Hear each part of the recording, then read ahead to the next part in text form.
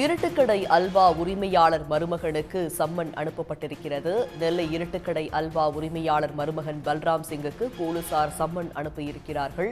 நெல்லை இருட்டுக்கடையை சேர்ந்த கணவர் வரதட்சணை கேட்பதாக கடை உரிமையாளரின் மகள் புகார் அளித்திருந்த நிலையில் தற்போது அவரது மருமகனுக்கு சம்மன் அனுப்பப்பட்டிருக்கிறது. அண்மை செய்தியாக பார்த்து வருகிறோம். இருட்டுக்கடை உரிமையாளரின் மகள் கனிஷ்காவுக்கு கடந்த பிப்ரவரி மாதம் திருமணம் நடந்தது.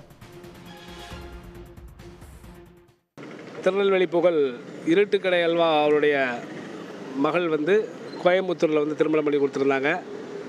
கோயம்புத்தூரில் வந்த மாப்பிள்ளை இந்த மகளை நம்ம துன்புறுத்தினாங்க சொல்லி அதிக வரதட்சணை கேட்டதாகவும், இருட்டுக்கடை அல்வாவுடைய கடையை எனக்கு எழுதி தரணும்னு சொல்லி வரதட்சணை கேட்டதாகவும் கடந்த 4 நாளுக்கு முன்னால் காவல் ஆணையாளர்கள் புகார் கொடுத்துருந்தோம்.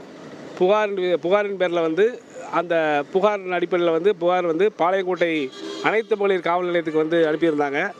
அதன்படி விசாரணைக்கு நாங்கள் முதல் கட்டமாக மனுதாரராகிய ஸ்ரீ கனிஷ்கா அவர்கள் ஆஜரானாங்க. ஆஜராக எங்கள் தரப்பு விசாரித்து முடிச்சுட்டு எதிர் தரப்பில் அந்த மாப்பிள்ளை, அதாவது அந்த பையனுக்கு யுவராஜுக்கு முறையாக அழைப்பானை போஸ்டலில் அனுப்பியிருந்தாங்க.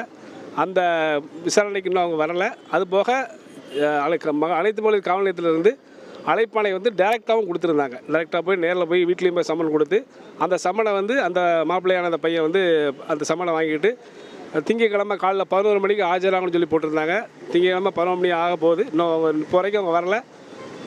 ஆய்வாளர்கிட்ட கேட்கும்போது அவங்களுக்கு நாங்கள் ஃபோன் அடித்தோம், எடுக்கலை அப்படின்ட்டு இருக்காங்க. இன்னொரு 10 நிமிஷம் தான் இருக்குது 11 மணி ஆகிறதுக்கு. ஸோ அதனால் வெயிட் பண்ணிகிட்டு இருக்கோம். வழக்கறிஞர் நாங்கள் எங்களுக்கு சம்மன் போடலை. நாங்கள் புகார்தாரனால் எங்களை விசாரணைக்கு நாங்கள் முடிச்சதுனால இன்றைக்கி அவருடைய தரப்பு விசாரணைக்காக வர சொல்லியிருக்காங்க. உடனுக்குடன் செய்திகளை தெரிந்து கொள்ள சன் நியூஸ் பெல் ஐகானை கிளிக் பண்ணுங்கள்.